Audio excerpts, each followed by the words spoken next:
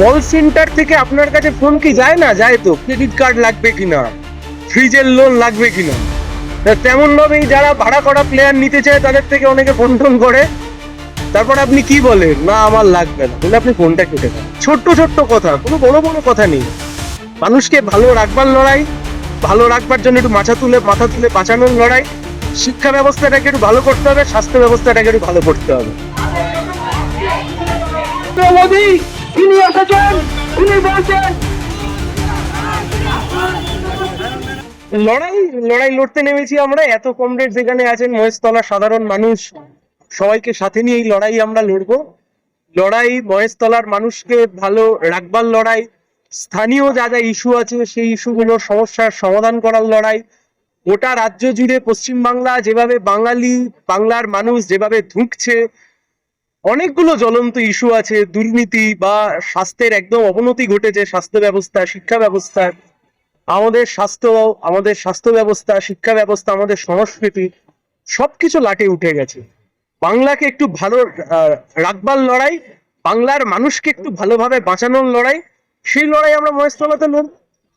প্রতিকূল তৃণমূলের কংগ্রেসে যোগদানের পরে আপনার নাম নিয়েও জল্পনা হয়েছিল, বিষয়টা কিভাবে দেখছেন? আজকে তো প্রার্থী নির্বাচিত, প্রার্থী মনোনীত হলেন, সেই সময় যে বিভিন্ন দলের রাজনৈতিক দল থেকে ফোন করা, সেই বিষয়টা নিয়ে কি দেখুন, কল সেন্টার থেকে আপনার কাছে ফোন কি যায় না? যায় তো। ক্রেডিট কার্ড লাগবে কিনা, ফ্রিজের লোন লাগবে কিনা।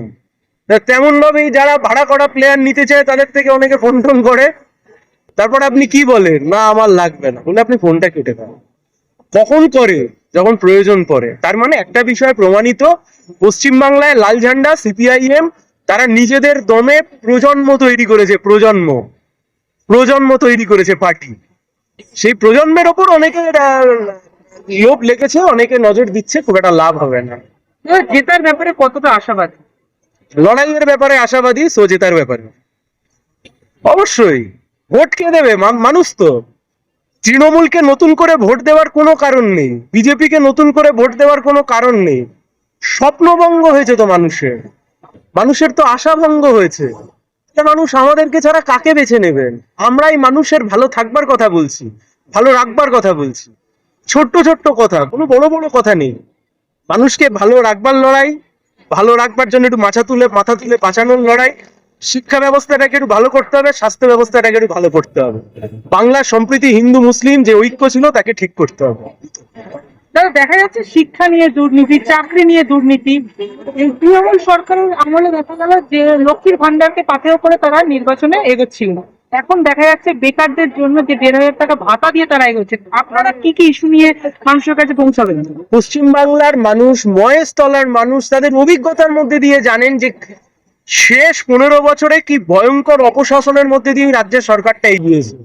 একের পর এক দুর্নীতি সামনে এসছে। শিক্ষা ব্যবস্থায় দুর্নীতি, স্থায়ী মাদ্রাসায় নতুন করে কোনো শিক্ষক নিয়োগ হয়নি, রাজ্যের মাথায় 8-9 লক্ষ কোটি টাকা ঋণ হয়ে গেছে। সব বড় বড় ইস্যু। রাজ্য সরকার হিসেবে তৃণমূল যতটা ব্যর্থ, বিরোধী হিসেবে বিজেপি ততটাই ব্যর্থ। আমরা ছাড়া মানুষের কাছে দ্বিতীয় কোনো ভরসার জায়গা নেই। আপনি যুবসাথীর কথা বলছেন, এমপ্লয়মেন্ট এক্সচেঞ্জটা কোথায়? মানুষ বুঝবে কি করে বেকারকে? এমপ্লয়মেন্ট কাটে উঠে দিয়েছে। ফলে স্বাভাবিকভাবেই আমরাই একমাত্র এই বিকল্পের রাজনীতির কথা বলছি। আরো ভালো ভালো খবর দেখতে সাবস্ক্রাইব করুন বাংলা হান্টের ইউটিউব চ্যানেল। বাংলা হান্টের আরো খবর দেখতে নজর রাখুন। বাংলা খবর মানেই বাংলা হান্ট।